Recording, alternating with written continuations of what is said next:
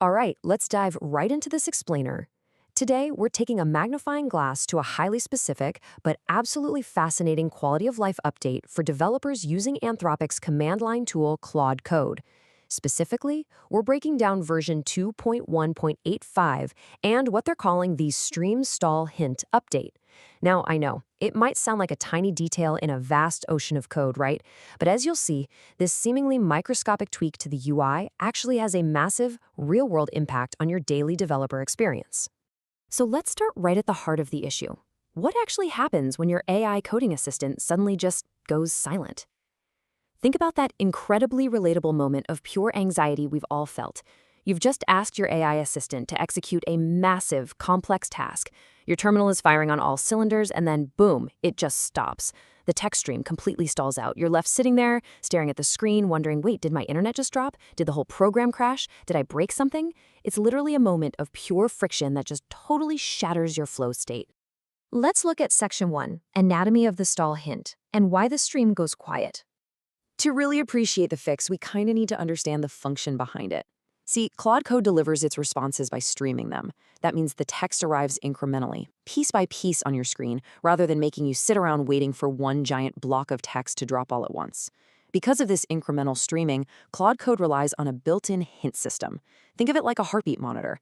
When the stream goes quiet, this hint system kicks in to basically reassure you, hey, the tool hasn't crashed. It usually just means the API is under heavy load, or maybe the model is just taking a little extra time to really think through a tricky logic problem. It's designed to be a helpful little status check. Moving on to Section 2, the 2.1.185 changes and fixing the friction. Now, take a look at this. It's a dramatic shift in tone, achieved just by swapping out a few simple words. The old wording on the left, no response from API, retrying in, man, that sounds like an absolute failure state, doesn't it? It basically tells a developer who is deep in the zone that their connection has been completely severed. But now, compare that to the new wording on the right, waiting for API response. We'll retry in, it's so much calmer. And honestly, it's a much more accurate representation of reality. It's a really subtle UX tweak, for sure, but it completely changes the emotional reaction you have when you read it. And I think this brilliant little quote captures the entire philosophy behind the update. I absolutely love this summary from the changelog notes. By simply shifting the wording, it changes your mindset away from an annoying false alarm and moves you toward an understanding that the tool is, well, simply doing the heavy lifting. It's basically asking you to hold on for a sec, not telling you to hit the panic button. It entirely flips the dynamic from a broken machine to a thoughtful assistant. Claude Code isn't reporting an error, it's just reporting patience. But the wording was really only half the equation here. The second major tweak in 2.1.185 is a big change to the timing threshold. That's the amount of absolute silence required before that hint even pops up. As of this update, it has been officially doubled, going from 10 seconds straight to 20 seconds. So you might be wondering, why double it? Well, the whole reason this threshold exists is to flag a wait time that is genuinely actually unusual. The reality of modern AI coding tasks is that a 10-second pause, that's actually incredibly common, especially when the model is crunching its way through a highly complex operation. Having an alert flash at you after just 10 seconds was essentially triggering a false alarm for completely normal everyday behavior. By pushing that threshold out to 20 seconds, the developers have ensured that when this alert does finally appear, it's giving you actually useful information, rather than just causing you unnecessary stress. Let's look at Section 3, Building Developer Trust, and why this matters in the real world.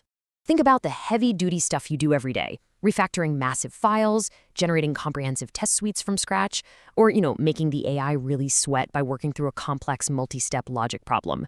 These tasks inherently take time. If you are deep into the weeds on things like these, a 10-second silence followed by what literally looks like a big red error message is incredibly disorienting. You're immediately hit with a tough decision. Do I wait it out, or do I just cancel the entire process and start all over? Removing the ambiguity of those fake error messages completely stops you from prematurely canceling your workflow. Ultimately, this exact kind of polish is what makes a tool feel that much more trustworthy and reliable in your day-to-day grind. Finally, Section 4, Where to Learn More, the complete manual. If you're a developer who wants to dig a bit deeper into the mechanics of these updates, or if you just want to see what else is evolving under the hood in the terminal, there is a fantastic resource available for you.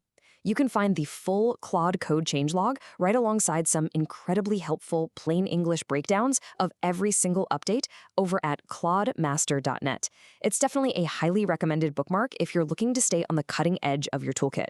Which brings us to the end of our explainer. But I want to leave you with a fascinating idea to ponder before you go. How does the wording of your tools change your own patience as a developer? It's kind of amazing to realize just how much the subtle UI design, the hidden timing thresholds, and the very specific language of our daily software tools actually dictate our own human behavior. So next time a progress bar stalls out on you, ask yourself, is the tool actually failing, or is the interface just poorly designed for human patience? Thanks so much for joining me for this breakdown. Keep building, keep learning, and I'll catch you in the next explainer.